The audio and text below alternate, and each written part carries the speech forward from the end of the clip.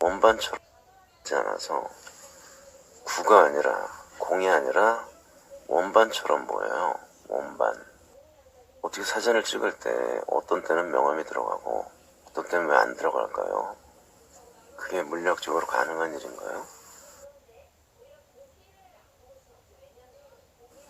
왼쪽이 2007년이고요. 오른쪽이 2012년에 찍은 지구 사진입니다. 이 연두색 부분이 북미 대륙이고요. 이건 남미 대륙이고요.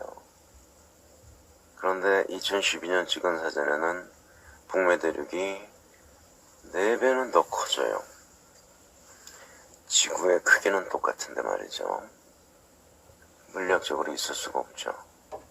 게다가 남미 대륙은 거의 북미 대륙만한데 2012년도에는 북미 대륙만하게 보여야 되는 남미 대륙이 아예 보이질 않아요. 여기 요만큼만 보이네요. 이건 뭐 구름에 가려졌다고 해도 말이 안 되죠. 이쪽은 구름이 없으니까 100% 컴퓨터 그래픽이라는 얘기죠. 다음 사진을 보시죠.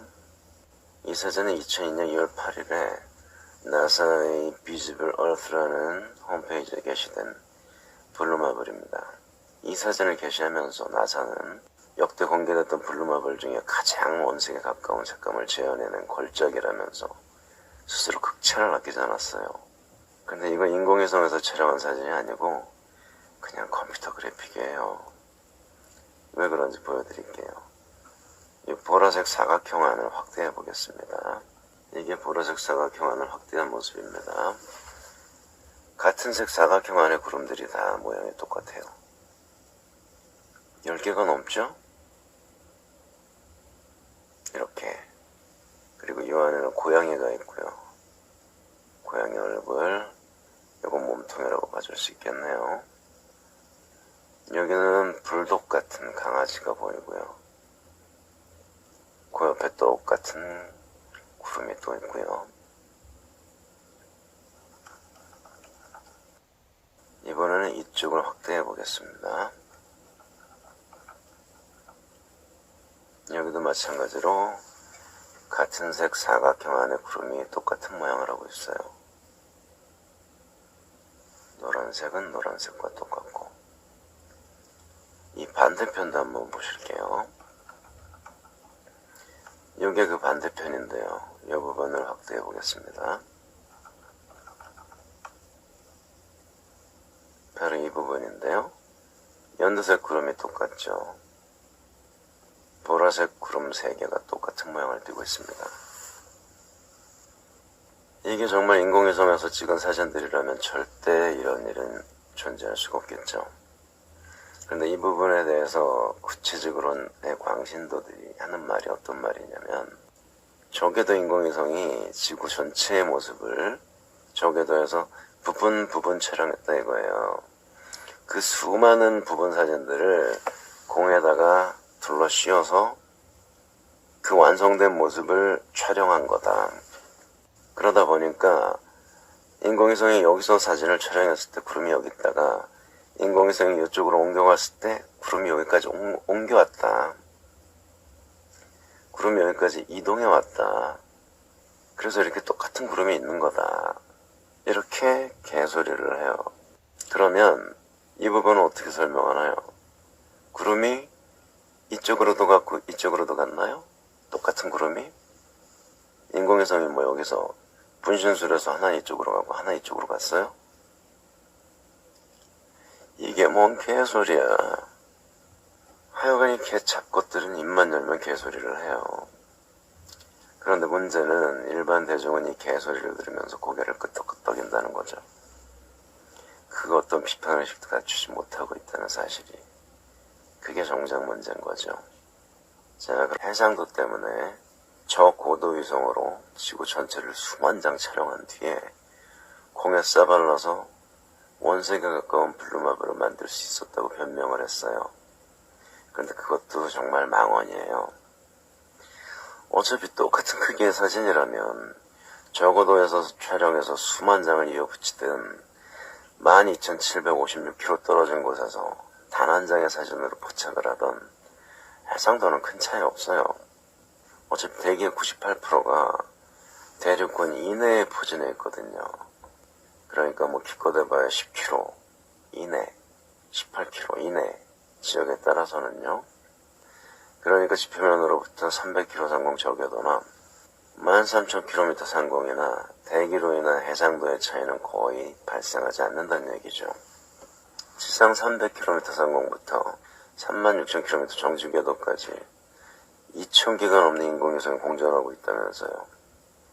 그럼 13,000km 상공 공전하고 있는 인공위성이 지구를 앞뒤로 촬영을 하면 돼요.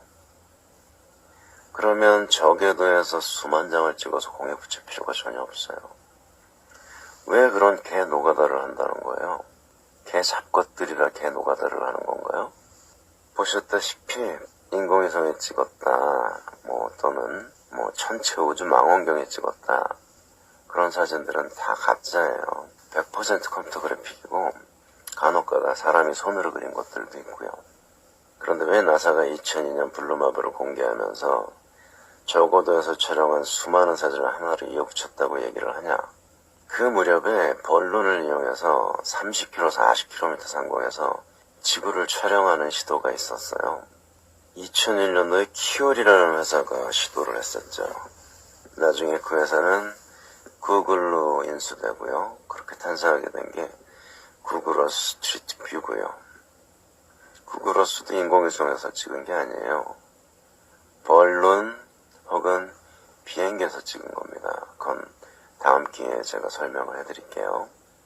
나사도 그런 움직임을 알고 있었어요. 그래서 2002년도에 100% CGI로 만든 블루마블을 발표하면서 저궤도 위성으로 촬영해서 이어붙였다고 사기를 친 거죠. 뉴스 일기예보에 위성사진 많이 나오잖아요. 잘 보세요. 그게 정말 사진인지. 그건 진짜 나사의 CGI보다도 형편없는 단순 무식한 쓰레기 CGI예요. 이따 저녁에 뉴스 시간에 유심히 살펴보세요. 그리고 코올릭의 어린 아이가 집에 있다면은 그 아이한테 보고 얼마 전 국제천문학 연구팀이 생명체가 거주할 수 있는 행성을 발견했습니다. 이 행성은 지구에서 약 31광년 떨어진 곳에 위치하고 있으며 글리제 357D라는 이름을 얻게 되었죠. 미국 코넬 대학의 천문학자인 리사 칼 텐게거 교수는 인류 역사상 최초로 생명체를 발견할 수 있는 슈퍼지구라고 밝혔습니다. 이 행성은 2019년 초 나사의 테스 우주 망원경에 의해 발견되어 얼마 전 천문학과 천체 물리학 국제 학술지에 발표되었습니다. 이번에 발견된 지구형 행성 글리제 357D는 지구보다 6.1배 더 무거우며 아직 정확하진 않지만 1.2배 정도 더 클 것으로 추정되고 있죠. 무게는 6.1배가 무겁고 크기는 정확히 모른다. 오히려 무게보다 크기를 더 정확히 알아야 되지 않겠습니까? 행성도 그래픽으로 잘 만들어 놨구만.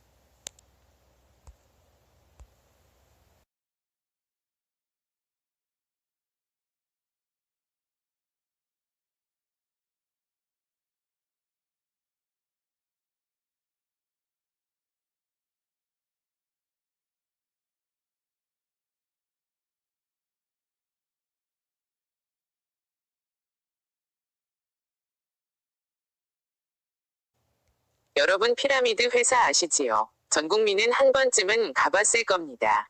이론적으로는 빌딩 하나를 사고도 남지요. 얼마나 개 사기꾼이라는 것을 저는 딱 한 번 가서 현실과 멀다는 것을 저는 깨달았지요. 나사의 말은 이론도 안 맞고 현실과도 전혀 안 맞고 피라미드 회사보다 수백 배 개 사기꾼이라는 것을 저는 깨달았습니다.